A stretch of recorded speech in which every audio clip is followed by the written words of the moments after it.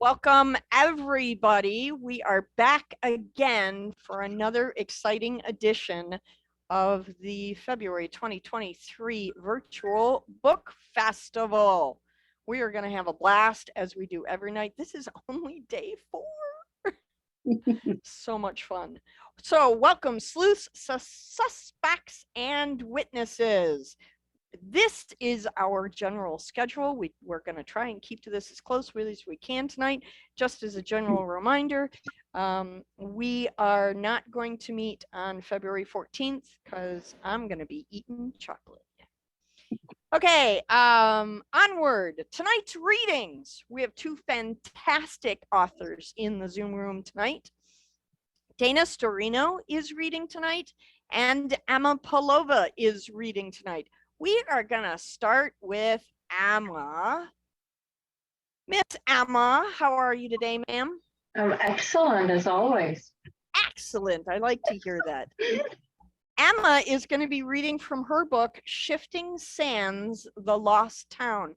Can you bring that a little bit closer so we can see it? There it is, Shifting Sands, there it is. The Lost Town. This is a great story about a place called Singapore, Michigan. It's really cool.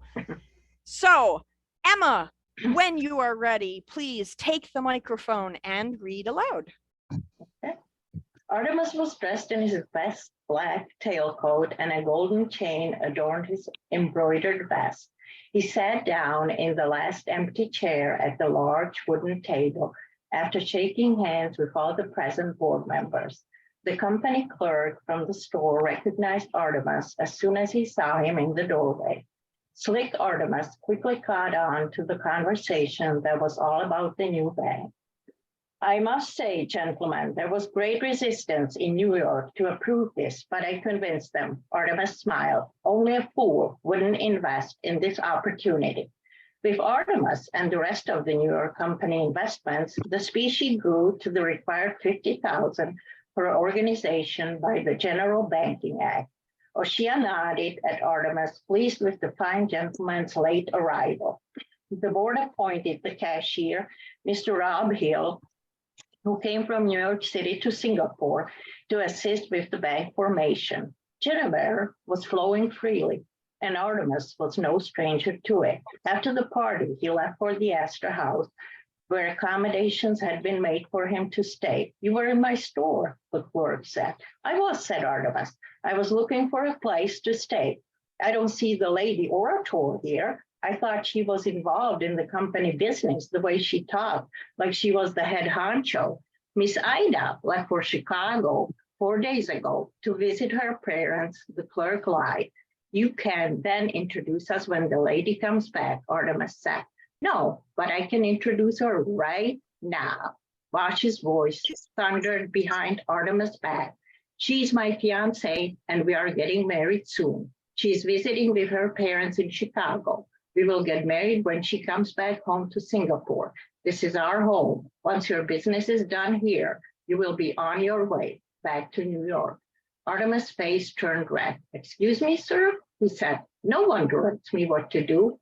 Back at the coal warehouse on the sandhill, Harbor Master Jack set up the coal stove for Ida to survive the next 2 long days before the stagecoach and the boat depart.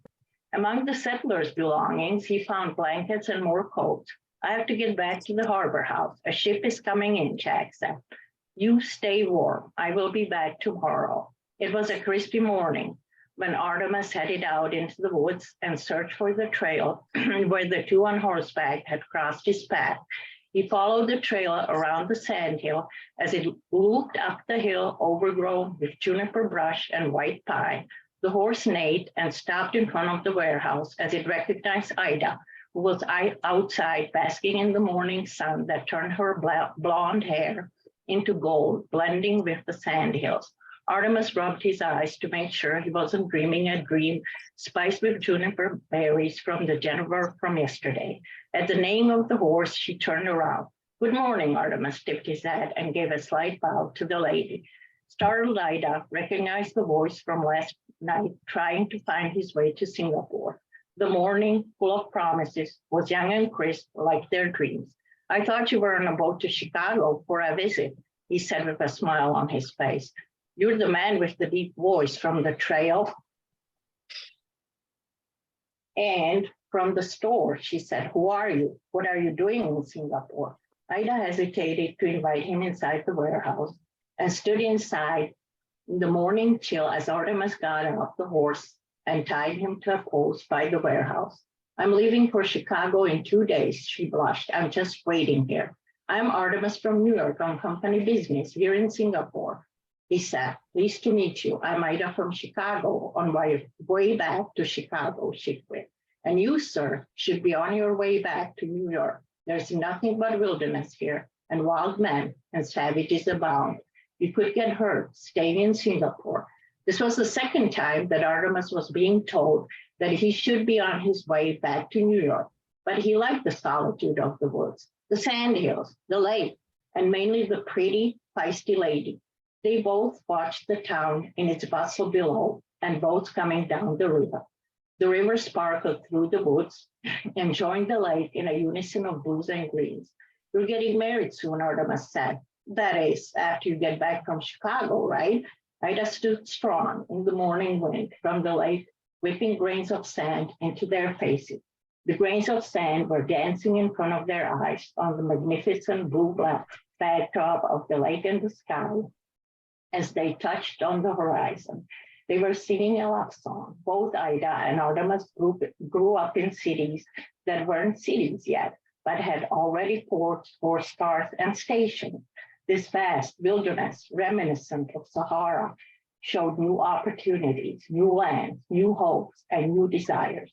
When is the boat leaving? Asked Artemis. In 2 days, she answered. I'm not coming back to Singapore. Why are you hiding in this warehouse? He said. I'm not hiding. I'm waiting, she said. I can't stay downtown.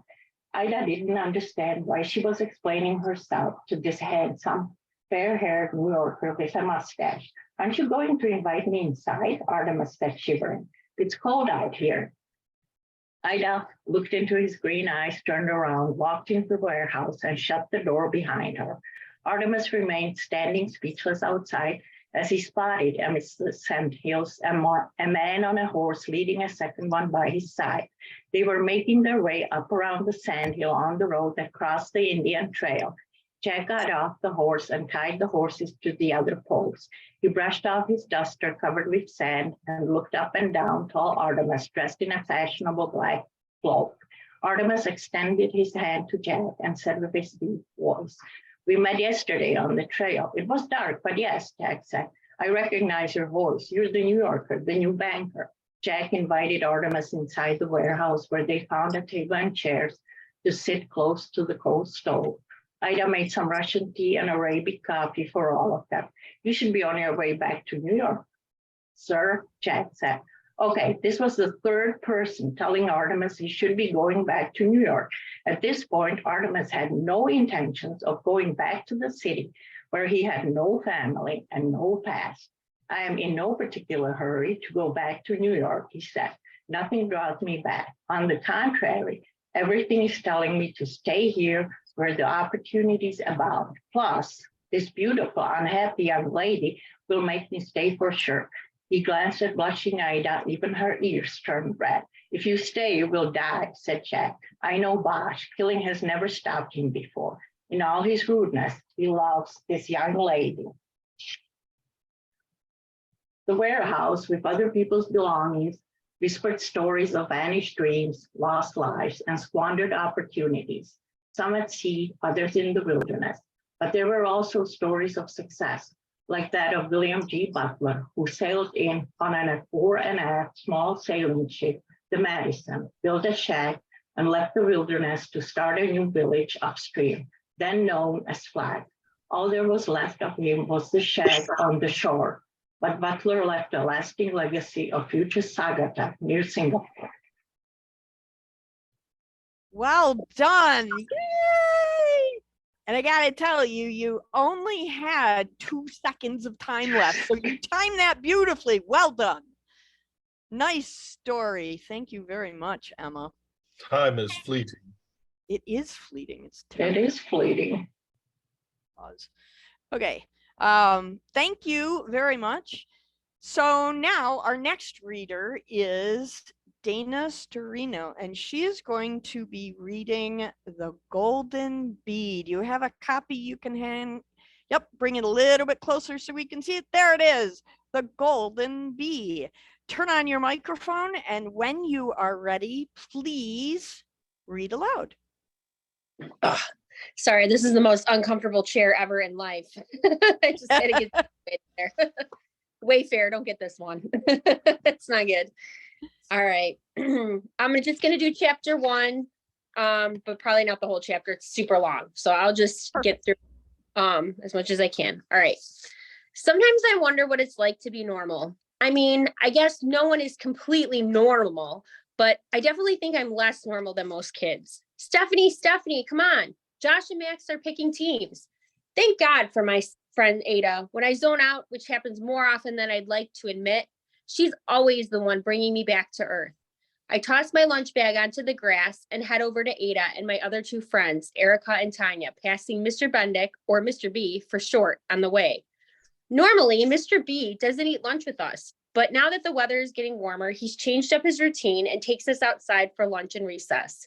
We go to Mr. B's room first thing in the morning for homeroom and independent study.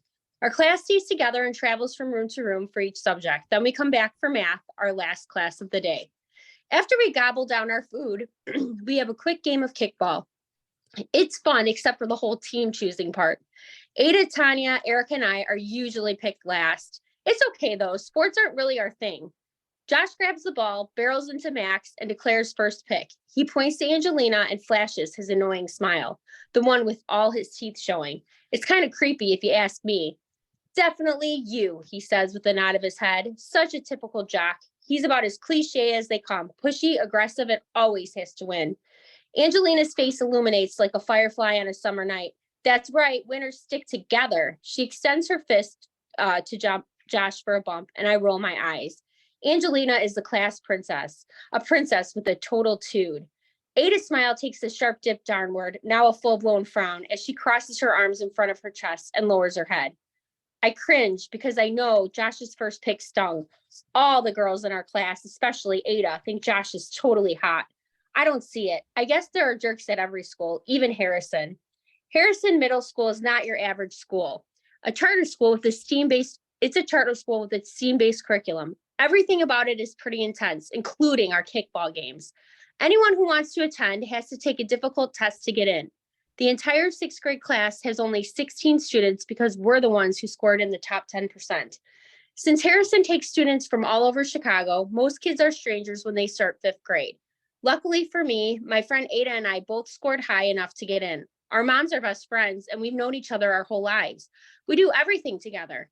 Ada's the opposite of me. She has white blonde hair and piercing green eyes. With her tiny frame and squeaky high-pitched voice, she reminds me of Tinkerbell, minus the wings and glitter. My hair is boring, dark brown, messy, and usually falling into my face. I hate brushing it. Frankie, my younger brother, says I have poop-colored eyes, and I sound like a boy. I can't help that my voice is deeper than most boys in my class. I would never be mistaken for a fairy. Nothing about me is delicate. Max locks eyes with me and points in my direction. Bud, you're on my team, okay? He's one of my most favorite humans and has been calling me that since we first met. I was trying to navigate my way through the halls of Harrison on the first day, but as usual, I wasn't paying attention and ran face first into a wall. He witnessed my misstep and shouted, "Watch out for those walls, Bud. Sometimes they jump out at people." When he realized I wasn't okay because blood was gushing out of my nose, he stopped laughing and helped me find the nurse. Nothing bonds you to someone like bleeding all over them. We've been close ever since. At first, I thought the nickname was super annoying, but eventually it grew on me, and it kind of makes me feel special since he doesn't call just anyone Bud. Bud, hurry up, let's play. Max throws the ball over his head, and everyone immediately runs after it. I charge toward the ball and attempt to get a pass in. A few of the kids crowd around the ball. Their backs face me as their legs struggle to take control of the ball. I anticipate where the ball might end up based on the crowd. I decide to run to the left because I'm almost positive Josh is going to win the battle. Although last week, Max won the face-off, and I think the time before it was Erica, which is odd because she isn't that whack. Ouch! My head vibrates and my cheek burns. I grab my face, open my eyes, and see the red ball on the ground in front of me. I never understood what people meant when they said they saw stars, but now I get it. I shake my head and try to refocus. Once again, everyone is staring at me. The throbbing pain is unbearable. My vision is still kind of blurry, but I can hear someone laughing. Tears fill my eyes as I connect the laughter to a face. It's Angelina, and she's cackling like some kind of insane hyena. I have no idea if this was an accident or on purpose, but the pain makes me not care either way. Rage instantly consumes my entire body. My anger surges like water gushing through a dam. Without thinking, I pick up the ball and whip it as hard as possible, aiming at her face. My throw is less than stellar, and it's a hard miss. Unfortunately, the ball hits Mr. B square in his face, and his head jerks backward. I squint my eyes. Crud, why did I just do that? Miss Fiorelli, come here now. His face is red, but I'm not sure if it's from being hit with the ball or fueled by his anger. The ball had knocked his glasses off, flinging them onto the grass.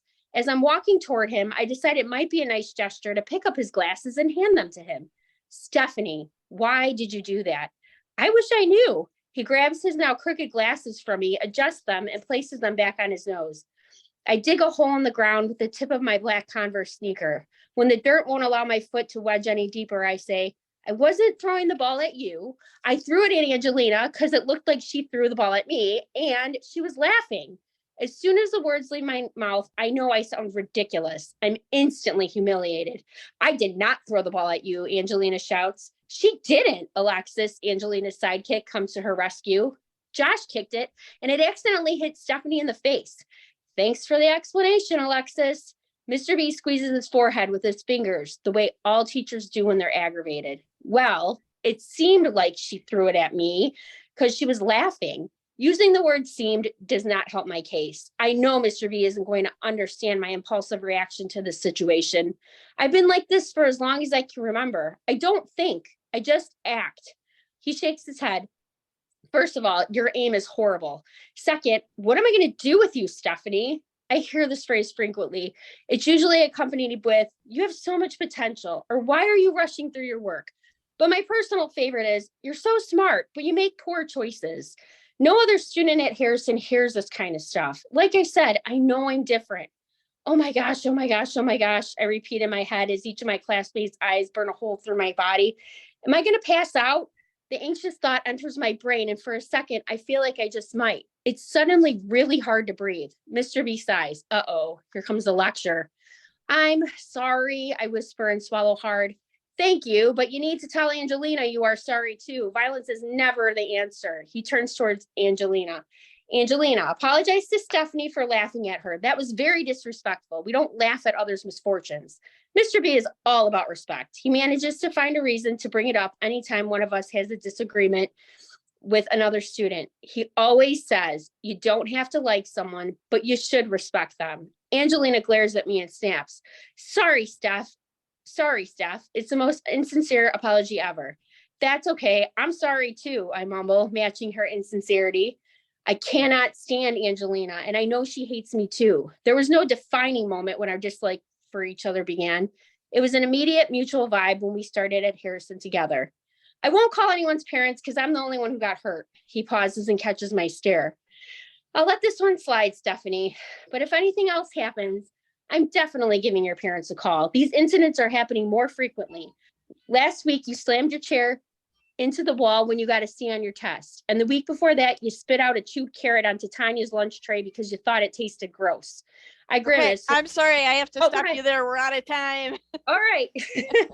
I couldn't hear it.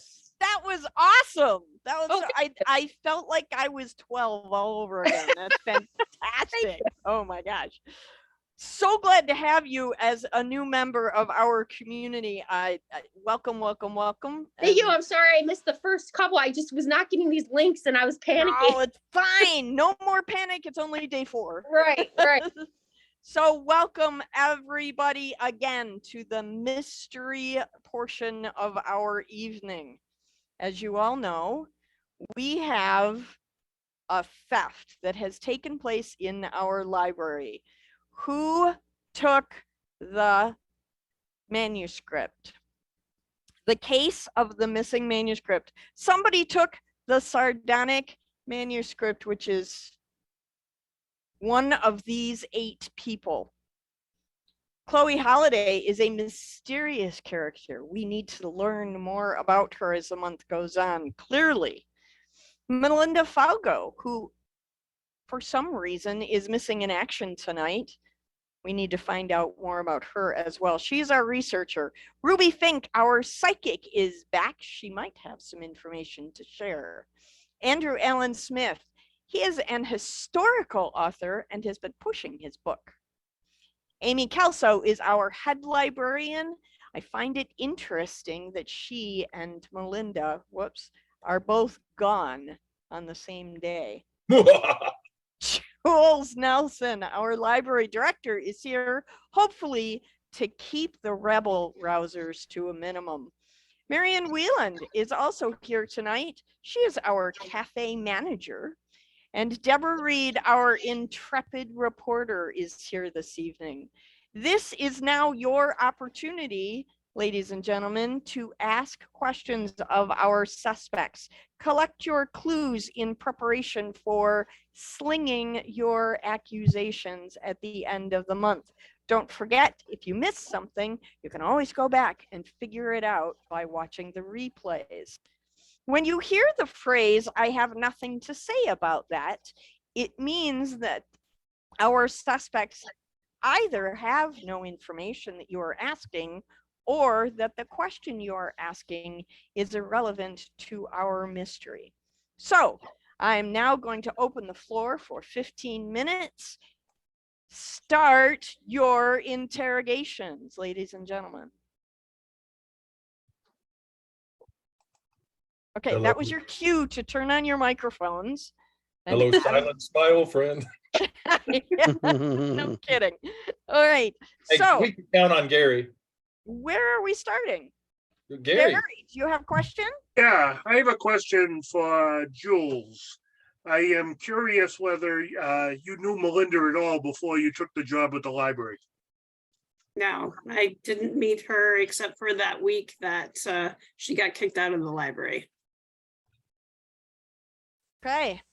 Anybody else have questions for our suspects? I think they're all real smart and they already know that, you know, one of them people did it. I just hate it like that.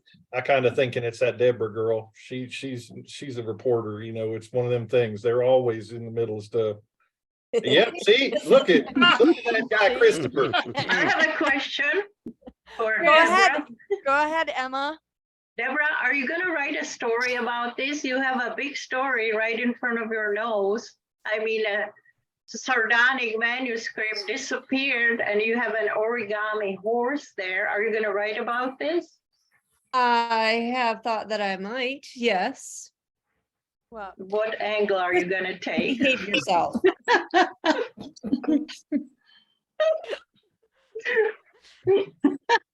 okay. So Emma asked, what angle are you going to take, Deborah? Oh, well, I'm leaning more toward the angle of, you know, the historical writer guy who just, you know, seems to be in the right place at the right time or the wrong place at the wrong time. I don't know. I'm still caught up on the fact that he was like shoving his book at me, but that wouldn't let me see it, which makes me wonder, is it possible that maybe he had the manuscript and had just like covered it up with his book cover so that and that's why he didn't want me to look at it? I mean, seriously, he's so shifty. I just, I told you it was my last one. I'll give you the link. You go order all the ones you want. I didn't want to order one. I wanted to look at the one that you had that you kept talking to me about and you wouldn't give it to me. Why would Okay, I talk about it if it weren't real? So Mackenzie has a question. Ms. Nelson, why did you meet Miss Falgo after she had been kicked out of the library? Well, she called and she asked for a meeting with me to explain what had happened. And so I agreed to meet with her the next day after she had been kicked out. So, Right. Okay. That's when she bribed you, right? And paid you off. well, I did take her sizable donation because we needed to keep our library up and running. And I Yeah, felt I'm like sure it would that's be a why. good thing. And she promised that she would never do it again, so. Oh, because she seems so trustworthy. Just Or did she promise to keep the book and it was payment? Well, I also knew that Amy would keep a close eye on her, partly because she was mad at her or mad at me because I let her come back, but partly because she didn't trust her. So I knew that she would have extra eyes on her. Yeah, let's not sugarcoat this. Amy was angry. Well, let's make sure that we notice that Amy's not here right now. Maybe they had another deal going. Could be. Miss Reed, Mackenzie wants to know, you had previously mentioned that this could be a job boosting story. So what's to say you didn't steal the manuscript and get that really good story? So I don't have to steal something to write something well enough to have people read it. Okay. I sense a small infusion of ego there. Inquiring minds want to know. Okay, let's just all keep in mind that I'm playing a character. This is not actually me. Although you are a reporter in real life, so. Well, yes, I am. Last time there was something that small that sunk the Titanic. That was some big old ego there. So do we have more questions for Katie? Katie, go right ahead. I have a question. I have a question from Ms. Ruby Fink that I am very excited to know what the psychic felt like. What were there any vibrations in this in the ambiance? Were you getting messages? What was going on with you when the manuscript was taken? Or were you? Good question. When the manuscript was taken, I was out for coffee with Melinda, so I was not able to be on location when it was taken, unfortunately. However, I am sensing a few things in the ether. I know at one point I was thinking of a 2, but my cards also tell me that there is a 4 to be thinking of as well. Sounds like she's working with that ether bunny. Ether. That's my gift once again. Thank you for recognizing the word I was looking for with ether, and I couldn't find it in my brain. Either she did it or either she did not. Either way. So, Jules, I have a question for you from Preeti. She says, are there security cameras installed in the library that we can check? Unfortunately, there aren't, because that would make this job so much easier to figure this out, this mystery. But I do plan on installing them with that sizable donation that we got. So probably a good move. Any other questions? Ruby, since I don't see Melanie here, and you were out for coffee with her, does she often leave coffee stains on books that she's looking at? I wouldn't know about that. I've only known her for a few months. I'm sorry. Oh, I see. What was your interest in the manuscript itself? Well, I can't talk too much about that subject, but I do believe that it is very important as far as the future. Okay. Jennifer had a question. I wanted to know of Ruby why she said she wasn't there when the book was stolen. When didn't we establish that we're not exactly sure when it was stolen? As just in my notes here, it says I was not on location. I can't give you any. I don't think that works as an excuse. You're supposed to be, psychic. So you should be feeling certain vibes about all of this. So much fun. Oh my gosh. Mark McCraw, go ahead. Ask your question, Mark. So I have a question for the cafe manager. Usually when Marianne, when they usually have coffee, people talk. So what kind of gossip did you hear? It's kind of hard to say because they're talking so much over each other. I Mhm. gave them their coffee and there was a lot of racket going on. And Melinda was just yickety yakking all over. And I swear, I think Ruby was talking to dead people or something. I don't think they were actually interacting. They were just yakking to hear themselves talk. And I kept thinking, and that reporter's going to come in, and then it's going to just all heck's going to break loose. And we've got this other strange man lurking around over here. And what I've been wondering also, and I didn't answer your question, I didn't hear anything specific.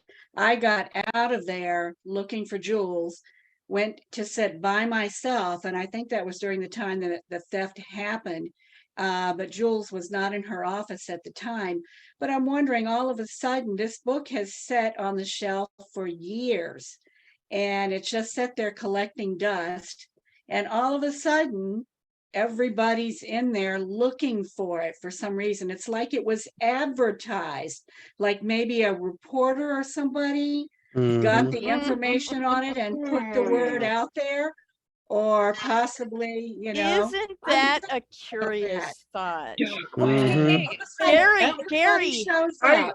I have Gary, a, go ahead, Gary. I have a question for Andrew. What type of stuff do you write? You do history? I do historic reality. I am trying to teach people how to collect antiquities, and the way of the antiquities will show you how to make money off of things that are older, because I'm surrounded by older stuff all the time. Have you ever seen a case very similar to this in your past? Well, I've seen many times where people had stuff that they didn't know what it was.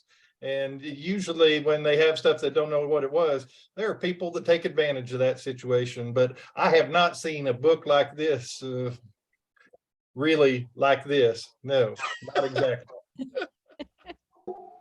Deborah, go ahead. I would just like to respond to the whole allegation that I was the one who maybe, advertised that this book was out there and everything else, because as we have discussed, I would benefit off writing about this story first. So it doesn't make any sense whatsoever that I would tell other people about it until after I had written my blog post. Mackenzie wants to know, Ms. Nelson, was Ms. Falgo's payment to you a personal payment or toward the library? If toward the library, you should have records that others were looking previously, correct? It's definitely towards the library. I do have it in the ledger that it is recorded that we received this donation that others were looking for previously. Did anybody say that the records were missing? Is that what we're saying? I think what she's asking is, Christopher wants to know how much the donation was. Yeah. And Mackenzie, I think she's referring to, do you know if anyone else had tried to check the book out of the library? I think that was her question. Oh, I don't, you can't check it out of the library because it's a reference book, so you can't check it out, which is why Melinda said that she was trying to take it, was because she wanted to take it home, but Amy would never let anyone take any research books out of the library, so. But Amy's not here right now, and she could have taken a sizable donation to not be here right now.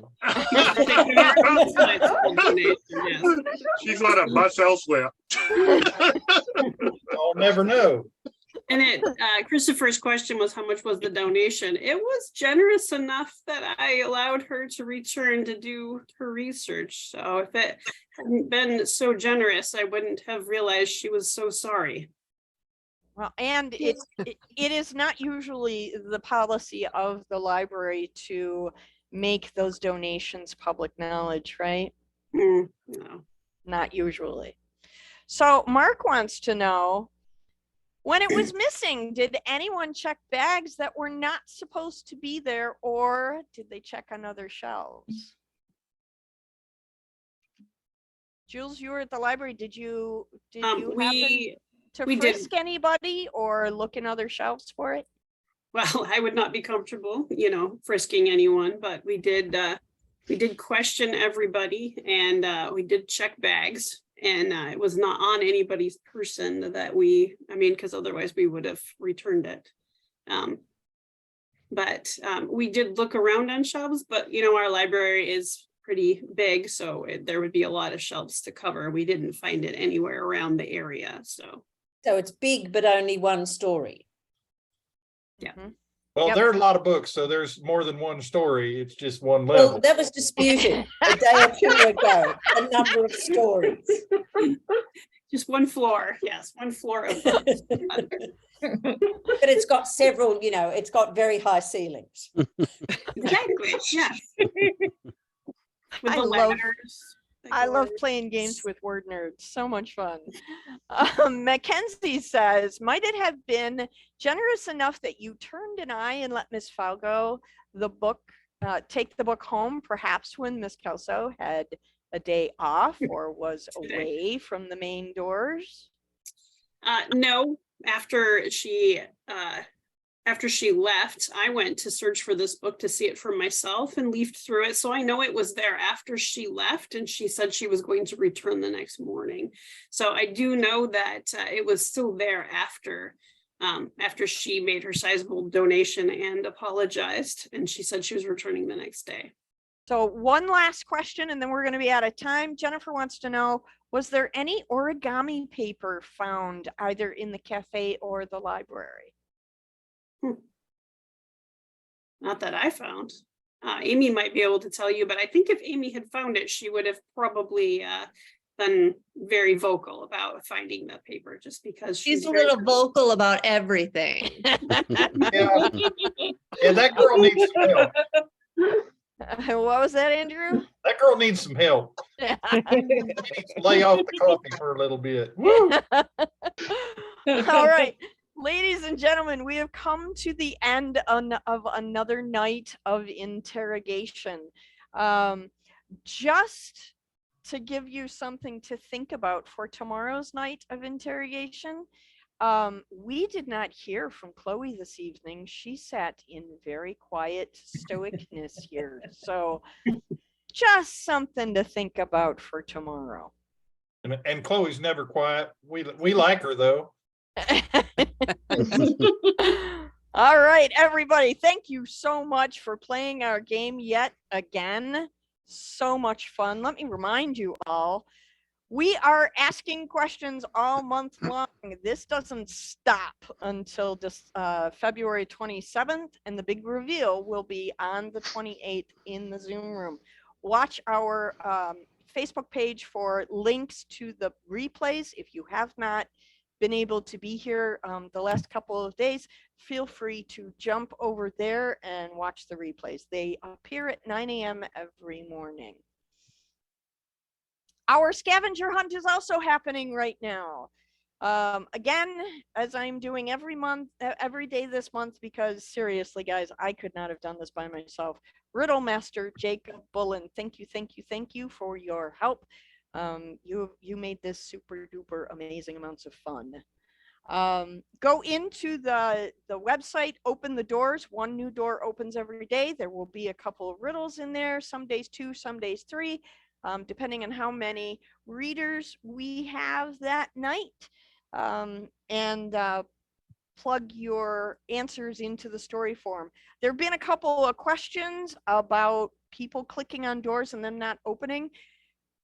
Because the doors are out of order, you have to click on the door and then scroll up to the top of the calendar to actually see the pop-up window that shows up. So if you're having challenges finding the pop-up window, that's why. Here's an update on our author fingerprint contest. Right now, Jules Nelson is in the lead with 23 points that she collected just yesterday. So she has our high score for the time. And here is the leaderboard for our leading detectives.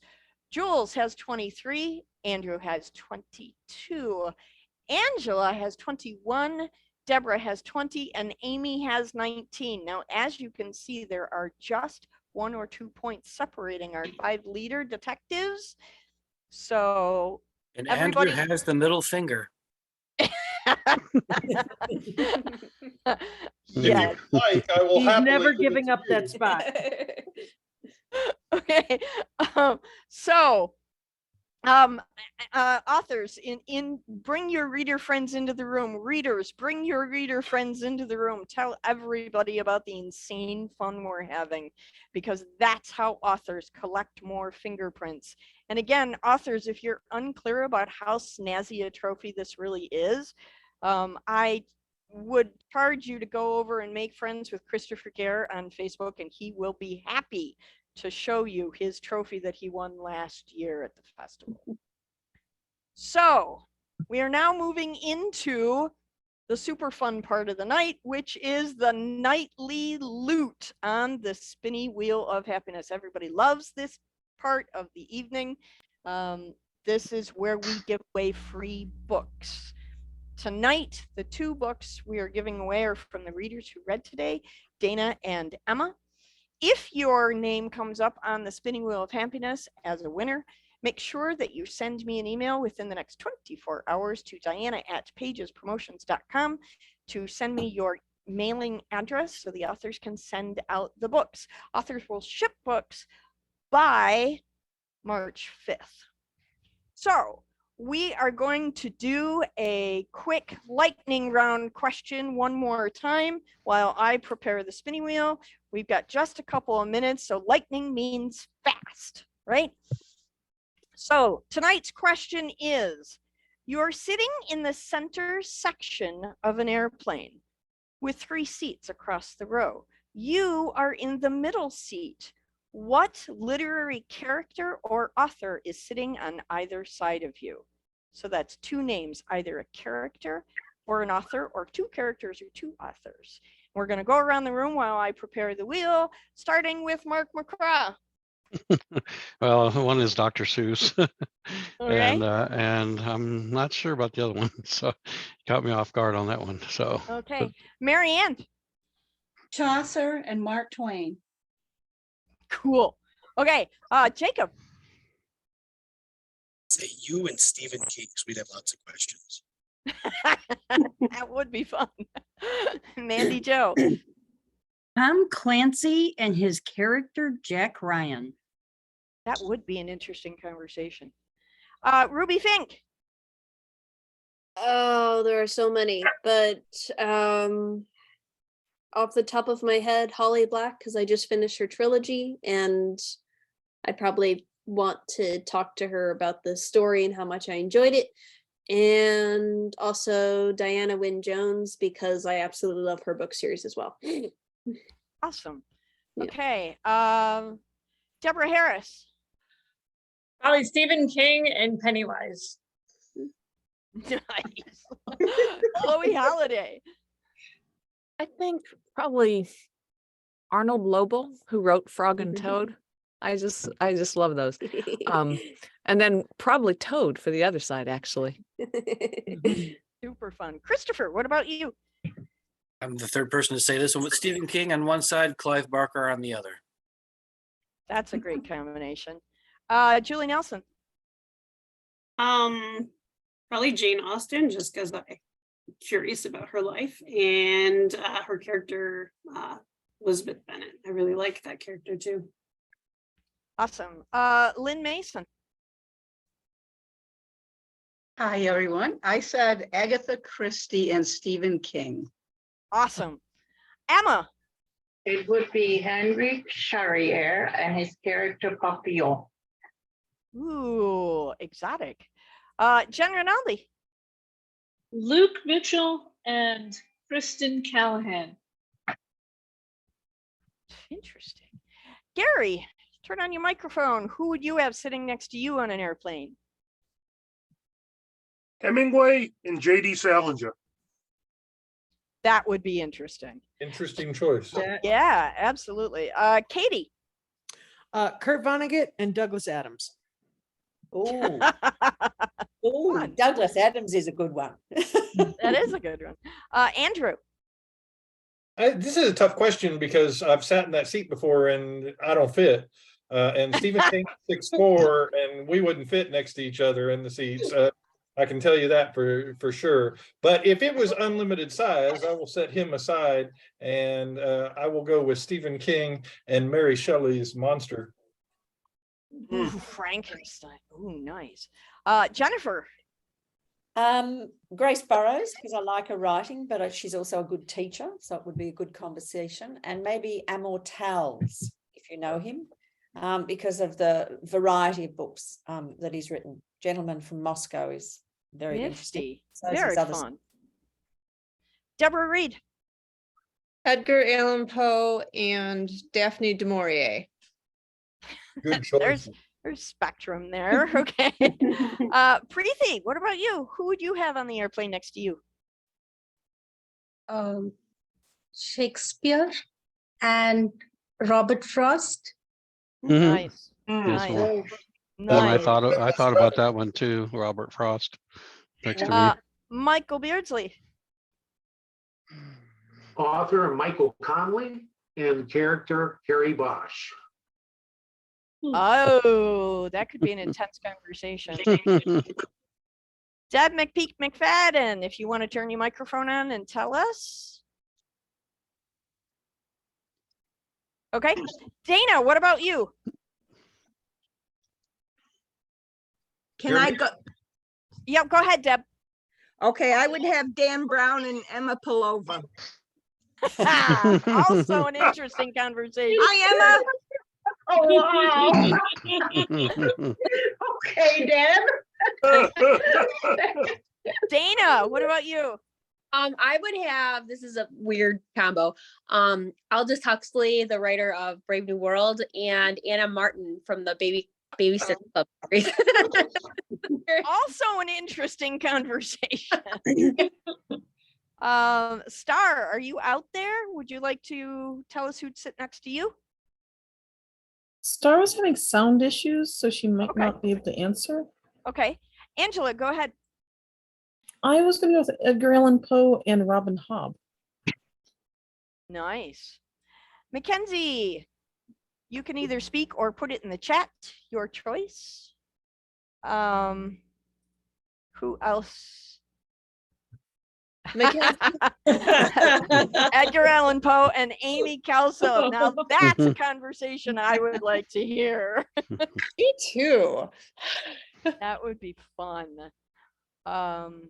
Okay, I think that's everybody in the room. Thank you very much, everybody, for our lightning round. We are going to now spin the spinning wheel of happiness. We're giving away 2 books tonight.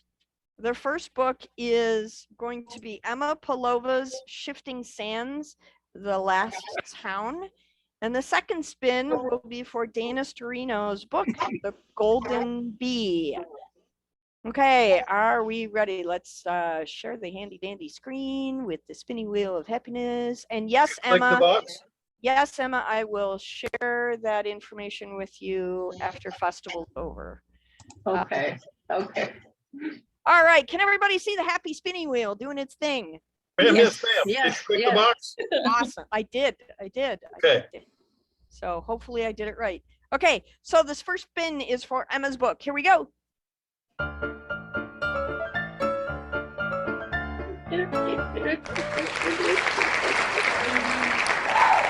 Ben Rinaldi. Yay! Okay, here we go. Second spin is for Dana's book. Here we go.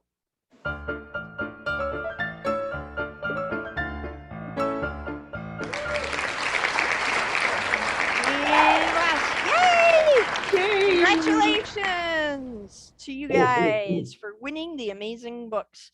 Again, remember, if you want a book, you need to send me an email to diana@pagespromotions.com with your mailing address so that we can get those books shipped out to you as soon as festival is over. Hello, Pepper. She's so cute. Okay. I would like to go around and talk to our sleuths this evening real quick before we sign off. We have a couple of minutes. For festival in June last year, we did parting shots across the bow. these are just last little pieces that you guys might like to add. I'm going to go around the room. Mary Ann, do you have any last comments? I think this is by far one of the most fun things that we've done on these festivals. It's been extremely interesting, and I look forward to it every night. I think everybody else is too. It's been a lot of fun. It's been a lot of fun. Miss Ruby, any parting shots from you? Yes, I won't be rude this time and tell everyone to eat my foam. I truly am enjoying this. I wasn't sure what to expect, and I was dreading it a little bit because, like, oh no, I gotta spend an hour every day with a bunch of people I don't know. But this is really fun, and the time has gone quickly, and I'm glad I'm surrounded by like-minded people who also enjoy doing things that I do and write down the crazy stuff in their head. So woo! Woo! So now, Ruby, you're part of the clan. You can't get rid of us now. Yay! I have Chloe, friends. Chloe, do you have any parting shots? Microphone, Chloe. There I'm you go. sorry. Obviously, I'm not at my best. Maybe I'm hypoglycemic since it's not supper time quite yet. Yeah, there you go. No, actually, this has been a lot of fun. I also kind of was thinking, oh God, what have I signed up for? I don't know these people. But no, it's been a lot of fun, and I already won a book, so I'm excited about that. Julie. I mean, I was excited about the virtual part of it, but I've never done a mystery of any kind before. So I was kind of wondering how we were gonna pull this off and make it interesting, but there is no pulling it off. It's just happened, and it's been fun. If it's any consolation, I was wondering how I was going to pull it off too. Deborah, any parting shots from you tonight? No, I just honestly, I'm having a blast. I think it was a really good idea. Like the whole mystery aspect of it has been really fun. I love how we all actually, I think we interact more with each other as we're doing this than even if we just like had a conversation about the books and everything like we've done. And I just always, like Ruby was talking about, not being sure about doing it like every single night for a month or whatever, but I will tell all of you right now, every time we get done with one of these, I just miss you guys so much because I've honestly become really good friends with so many of you guys, and it's just awesome. I love that you do this, Diana. Thank you. You're so welcome. I'm happy to do it. And Andrew, you're a final suspect to throw shots across the bow, sir. I can throw shots across the bow and be a suspect too? That's cool. Or maybe I'd be throwing the shots now. This has been good and fun and exciting, and it's always great. Since I was gone one day and they had to poke at me, I could poke at them while they're gone. As my son used to say when he was little, turnabout is fair play. That is exactly correct. No, this has been really good. We really appreciate you putting this on for us. Do we have any readers here today? We do. We've had a couple. I know, but for the authors, watch Written in the Mitten tomorrow. There'll be something new coming up. Keep your eyes open. So yeah, so Michigan author, keep your eyes open. I'm Written in the Mitten, and if you've written to me through another, I will be writing to you. And I just want to also add an extra little plug. Andrew is doing something amazing called Michigan Reads, which is a new program. Check Written in the Mitten for more details on that, and then eventually I'll have them on Pages Promotions as well. But I want to just throw a really huge shout out to Andrew for helping indie authors all over the state and helping to give us a louder voice. We definitely appreciate you. Wow.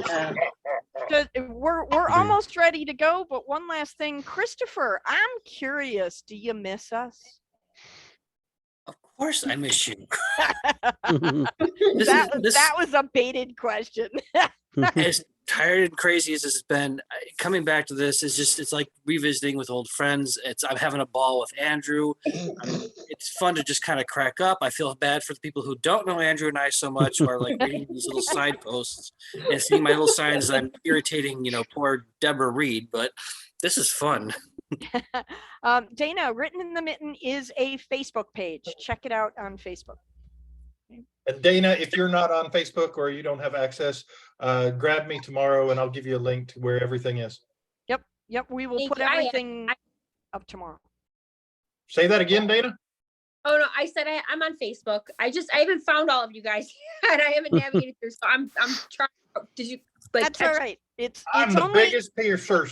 it's only day 4. You've got a lot of time to get to know us and catch up and Yeah. join the mayhem that we do all year round. So again, thank you everyone for coming out tonight. We are at 8 o'clock. We are done tonight. Watch the replay tomorrow if you need to take notes, and invite your friends. The more people we get in the room, the more fun we're going to have. And this is just, it's going to build in intensity and excitement and lunacy. So come on back every night at 7 o'clock in the room, except Valentine's Day. Thank you so much, everyone. Have an awesome evening. Thanks for coming by. Good night. Good night. This was fantastic.